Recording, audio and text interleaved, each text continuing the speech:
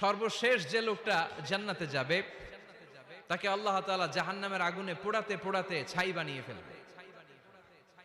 আল্লাহ বলবেন, জিব্রাইল যাও একটু দেখো, একটা মাত্র সেজদা দিয়েছে আমাকে, এরকম কাউরে পাওয়া যায় কিনা। বাটি চালান দিয়ে দেখো পাওয়া যায় কিনা।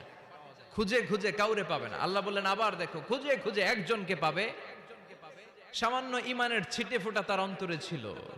আল্লাহ বলবেন যেহেতু ছিটে ফোঁটা আছে, অনেক মায়ের খাইছে, ওকে বের করে জাহান্নাম থেকে বের করে একটা নির্ধারিত দূরত্বে রেখে দাও।